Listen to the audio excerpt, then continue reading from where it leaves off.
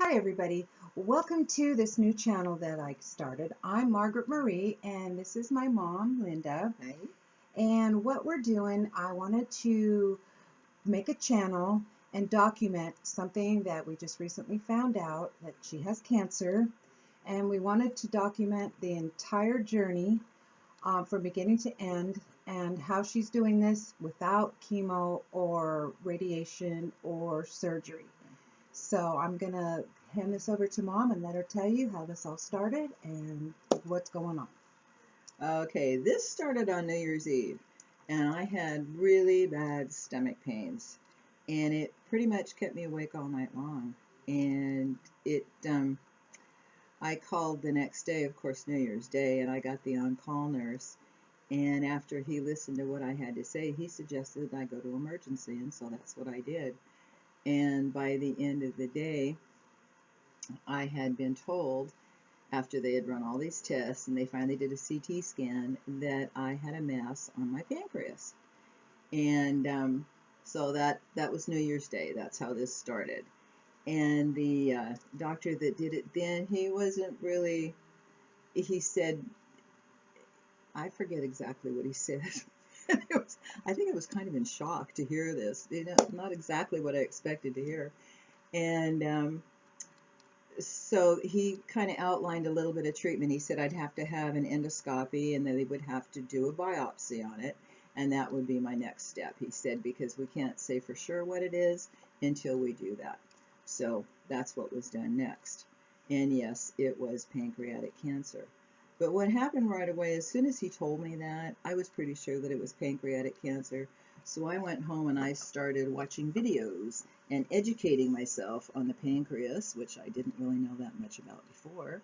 I do now. And one of the first things they said about pancreatic cancer was that you start getting allergies to things. And all last year, I was popping up with these weird allergies. Remember, I was allergic to coffee. I was allergic to soy milk. I was allergic, well, kind of to the oleanders, but I had a bad reaction from that. So Shrimp.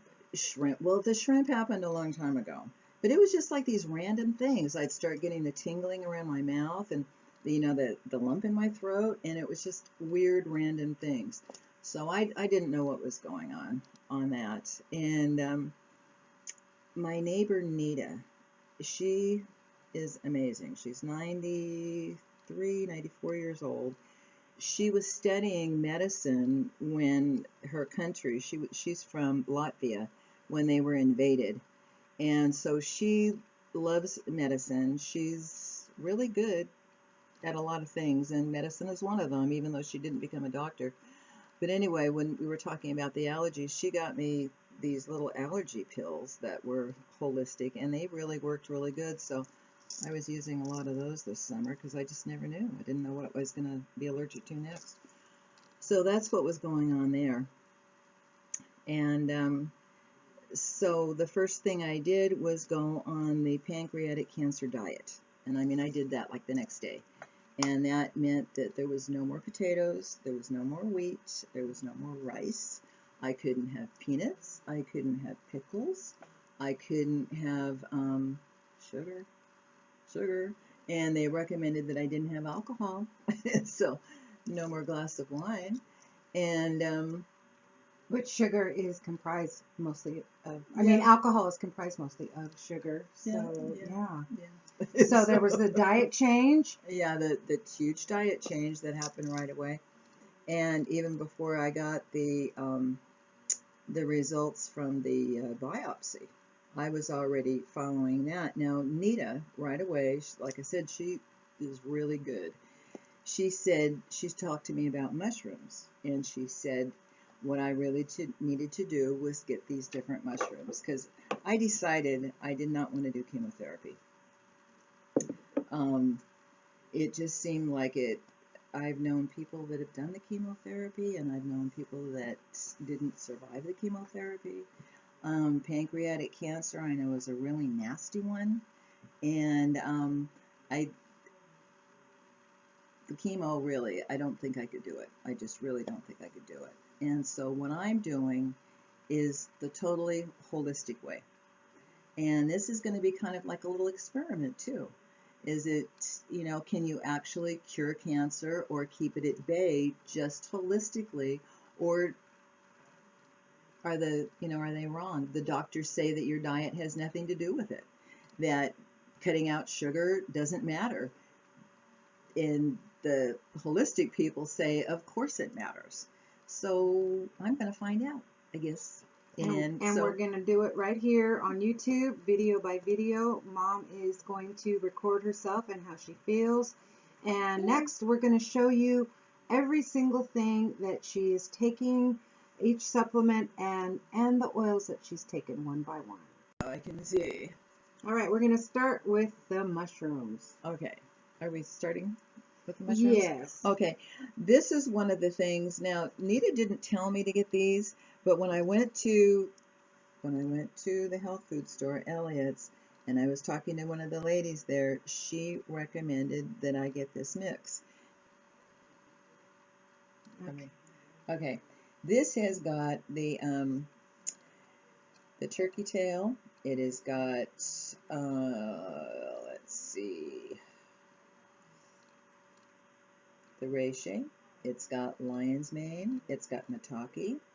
And it's got, let's see, king trumpet, cordyceps. Yeah, so this has got quite a few of the mushrooms in it that she recommended. She told me to take the reishi mushroom and to take the tea. She gave me the tea. She had it. And told me that they sell it at Rayleigh's. They sell the reishi mushrooms at Rayleigh's. And she also told me to get the shiitake mushrooms. They only sell that at Whole Foods, so I have to go over to Whole Foods when I get those. So those were the mushrooms that she told me about. One of the things that I was reading is about the Ojibwe tea, and this is something else that they were mentioning in some of the anti-cancer videos, that to go ahead and drink that. Now, this kind of, I think, gets me a little sick to my stomach. I'm not really sure. That was another symptom that I had. I get these little random, I'm sick to my stomach, and then it would go away. And I couldn't figure that one out either. Well, now I know what that was all about. Another thing that I'm doing is the turmeric juice and the liquid.